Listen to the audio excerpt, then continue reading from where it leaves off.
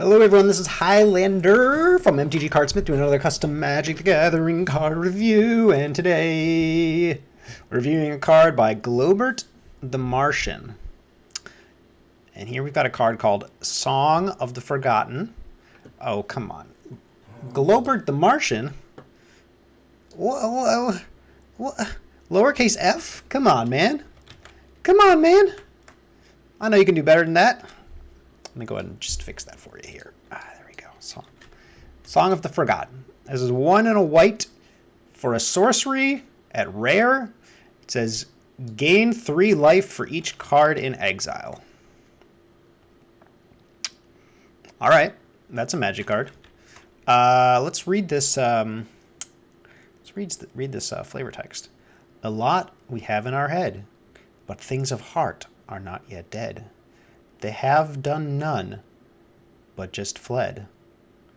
Out of us forgotten, just been bled. Noomy, yay. Noomy, yay. Okay, cool. I mean, I like this little poem here. Did you write that? Let me know if you wrote that. If you did, cool. I like it. Okay, so the first thing that stands out to me is like the art. I mean, the art is cool, but like, it looks to me like you went in Photoshop and you superimposed like a newspaper. This is like a dictionary, right? This looks like a dictionary to me. Eld Mother. El Dorado. Yeah, this looks like some kind of a dictionary or something. Anyway, like, I get it, right? Because you wanted, like, some text on there, but it just looks a little strange to me, if you ask me. I think it would have been better with just the little floaty spirits, you know? Okay, so gain 3 life for each card in exile. I mean, yeah. I mean, this to me looks like a... I mean, you know, it's a very simple card, and that's fine. And the main thing is this card is super specific, right? So if you have nothing in exile, this card doesn't do anything. So you need a card. Well, so sorry, this is any card in exile. So your opponent's cards also work. I mean, in general, cards tend to get exiled pretty regularly in Magic games, especially if you're playing white. And obviously you can build your deck around this. So to me, this looks sort of like a sideboard card to me, where you might bring this in against like an aggro deck, but like,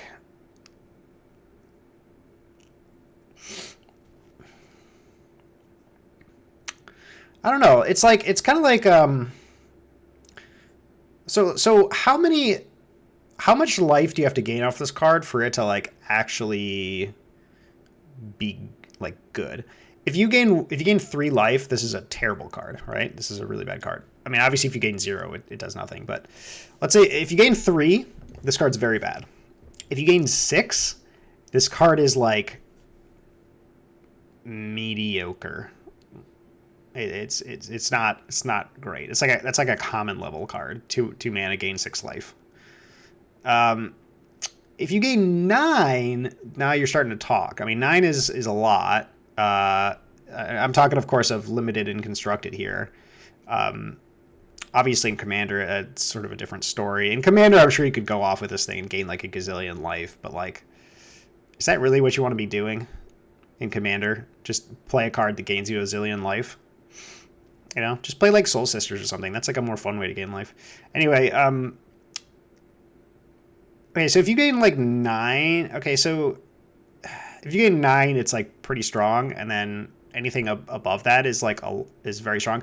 Now, of course, we're talking about only a situation where you're playing against an aggressive deck. If you're playing this against a deck like a mid-range deck or a control deck, this card, like, you don't want to play this card. Even if you gain like 50 life off this card,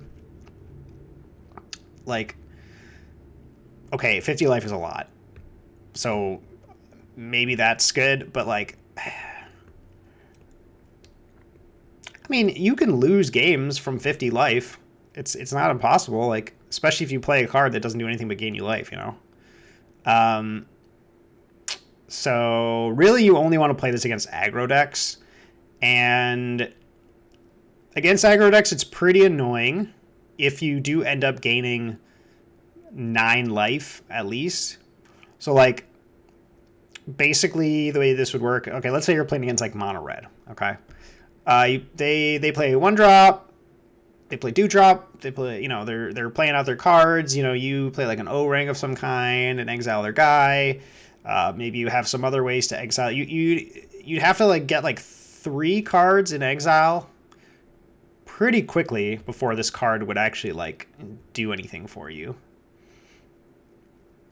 Because red can kill you quite fast. I mean, they can kill you on like turn 4, you know, if you're not interacting or anything like that. And of course, this also depends on the format and everything, right? But generally, red kills quite fast. So like for this card to actually be good against mono red, you'd have to like essentially be exiling things every turn. And then at that, if you're exiling things every turn, at least if you're exiling their stuff every turn, then you don't really need this card. But if you're exiling like your own stuff somehow, then that's like a slightly different story. So like, I mean, I guess like sometimes it's pretty easy to get a lot of life off this if you play like an exile graveyard effect. You know, those are like fairly common, right? So if you like play something that exiles all graveyards or a graveyard, and then you can play this and gain a bunch of life. But like, I don't know, is that even worth it? Like, okay, let's say like, so like, okay, let's say you're playing against let's say you're playing against Burn. Okay, playing against Burn, they're throwing a bunch of cards in their graveyard, hitting you into the face, maybe killing you, or maybe killing some of your creatures. You play Tormod's Crypt and exile, like, I don't know, 5 cards. And then you play this, and you gain 15 life. But then you've spent 2 cards to gain 15 life. I don't know. This card just doesn't seem very good to me, to be honest. Like, sometimes, there are some, like, very specific situations where it'll like, be good. But,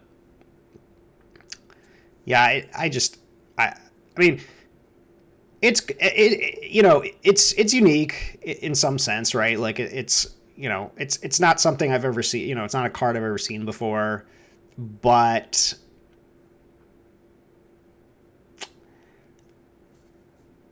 I don't know, man. I don't know. Like, for some, like the card that this sort of reminds me of is let me look this up here. Obviously, this is a pretty different card. Look, my F is still there, guys.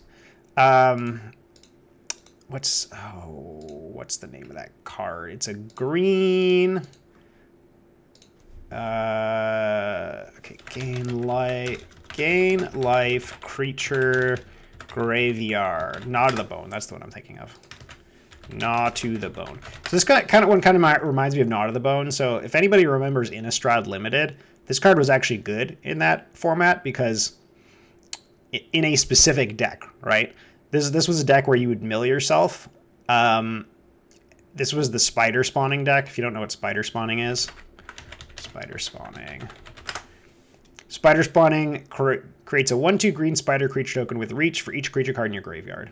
So basically what you do is you play a bunch of self-mill creatures, which were available in the format, and then eventually you cast spider spawning, you get a bunch of spiders, and then you flash it back and you get a bunch more spiders, and you just like kill them with all your spiders, right?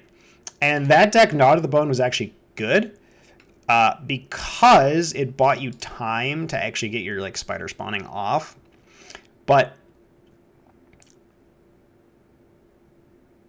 here's the thing. The like reason why this card was so good was because it had flashbacks. You could cast it from your graveyard. It was like essentially free, right? Yeah, sometimes you'll cast it from your hand and you'll cast it from your graveyard and you'll gain double the life, and like that's cool and all, but like, you know, you really had to have that spider spawning finisher, otherwise this card wasn't really helping you much.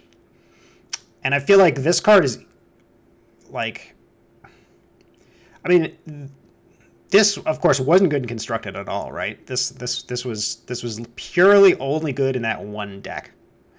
And Song of the Forgotten kind of reminds me a little bit of that, except it seems a little bit harder to get things into exile. You are gaining more life, per